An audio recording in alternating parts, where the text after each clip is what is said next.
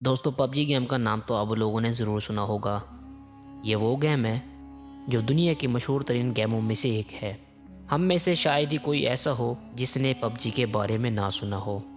یہ وہ گیم ہے جس کے اندھے شوق نے کتنے لوگوں کی جان بھی لے لی ہے۔ جی ہاں دوستو، اس گیم میں لگن کے ساتھ بہت سے اسٹیج مکمل کرنے کے بعد آگے کے اسٹیج پر ہارنے کی وجہ سے کئی لوگوں نے دل برداشتہ ہو کر خودکشی کر لی۔ دوستو اسکرین پر نظر آنے والا آدمی برینڈن گرین ہے، جس نے یہ دنیا میں سب سے زیادہ مشہور اور کھیلے جانے والی گیم پب جی گیم بنائی۔ برینڈن کافی امیر آدمی ہے، پر اس کی زندگی ناکامیوں سے بھرپور ہے۔ وہ کہتے ہیں نا کہ ایک چھوٹا سا آئیڈیا آپ کی زندگی کو تبدیل کر سکتا ہے۔ اسی طرح پب جی نے برینڈن گرین کی زندگی تبدیل کر دی۔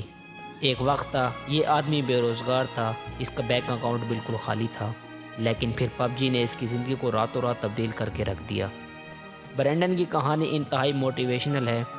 برینڈن آئرلینڈ میں پیدا ہوا تھا اور اپنے کریئر کی شروعات میں یہ ایک فوٹوگرافر اور ڈی جے تھا۔ اس کے علاوہ یہ ایک پارٹ ٹائم ویب ڈیزائنر بھی تھا۔ یہ اپنی زندگی شادیوں میں فوٹوگرافی کرتے ہوئے اور ویب سائٹ کی ڈیزائننگ کرتے ہوئے گزارتا تھا، پر کبھی کبھی یہ ڈی جے بھی بن جاتا تھا۔ برینڈن کی زندگی میں اس کا کوئی خاص مقصد نہیں تھا، اس کو فوٹوگرافی کا بہت شوق تھا اور اس لیے اس نے برازیل جانے کا فیصلہ کیا۔ وہاں یہ فوٹوگرافی کر کے اپنا گزارا کرتا تھا اور وہیں اس کی ملاقات ایک لڑکی سے ہوئی اور بہت جلد برینڈن نے اس لڑکی کے ساتھ شادی کر لی۔ پر قسمت کو کچھ اور ہی منظور تھا۔ یہ شادی تقریباً 2 سال چلی اور پھر ان دونوں کے درمیان طلاق ہو گئی۔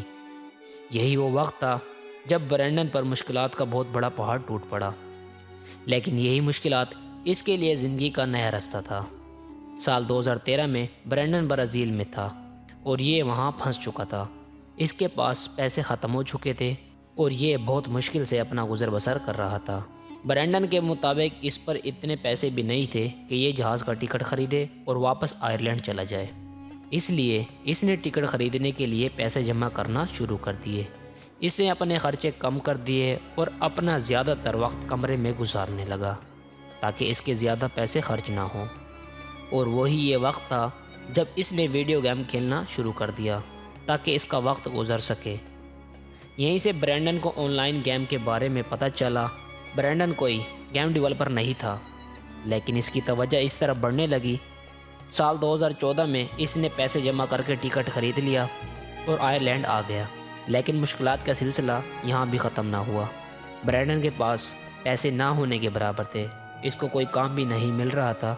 یہ ویلفیئر کے پیسوں پر گزارے کرنے پر مجبور ہو گیا تھا، یعنی اس کو زندگی گزارنے کے لیے آئرلینڈ کی حکومت تھوڑے تھوڑے پیسے دیتی تھی۔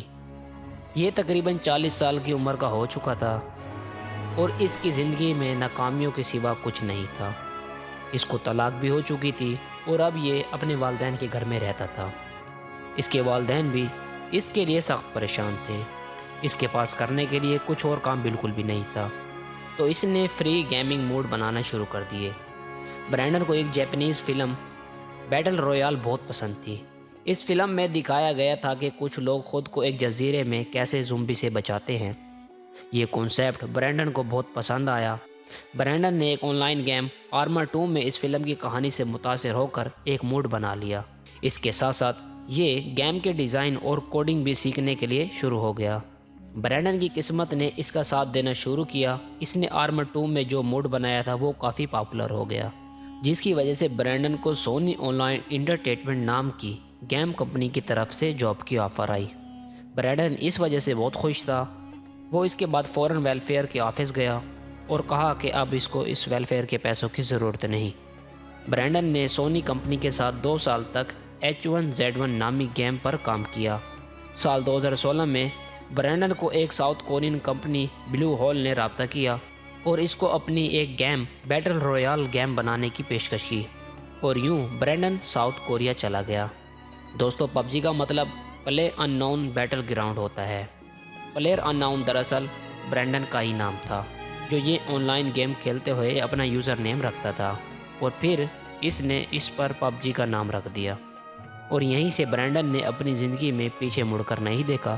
دسمبر 2017 میں پب جی کو مائکروسافٹ ونڈو کے لیے لانچ کیا گیا اور 2018 میں پلے اسٹیشن اور ایکس باکس کے لیے، और पबजी की सेल्स इतनी तेज़ी से बढ़ने लगी कि ब्रैंडन खुद हैरान रह गया।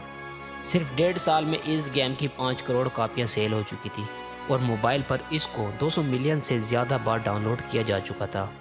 ब्रैंडन की ज़िंदगी मुकम्मल तौर पर तब्दील हो गई। आज ब्रैंडन कितना दौलतमंद है ये सुनकर आप हैरान हो जाएंगे।